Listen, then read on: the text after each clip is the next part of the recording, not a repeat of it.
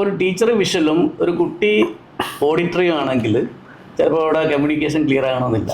അപ്പോൾ അങ്ങനെ വരുമ്പോഴത്തേക്കാണ് ഈ പലർക്കും മനസ്സിലാകാതെ പോകുന്നു ചില കാര്യങ്ങൾ. ചില ടീച്ചർ പഠിപ്പിക്കുന്ന ചില കുട്ടികൾക്ക് മനസ്സിലാകുന്നില്ല, വേറെ ചില ടീച്ചർ പഠിപ്പിക്കുന്ന വേറെ ചില കുട്ടികൾക്ക് മനസ്സിലാകുന്നില്ല.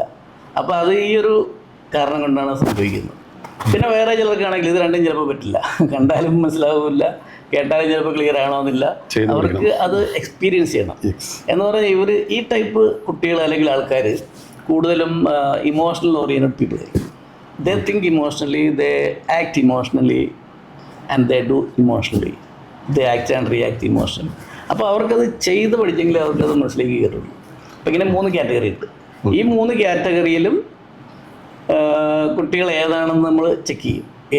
ഈ ഓരോ കുട്ടിയും ഏത് കാറ്റഗറിയാണ്. ചിലപ്പോൾ ഒരാൾക്ക് വിഷ്വലും ഓഡിറ്ററിയും ഉണ്ടാകാം, ഒന്നിൽ കൂടുതൽ ഉണ്ടാകാം, ചിലർക്ക് 3 ഉണ്ടാകാം.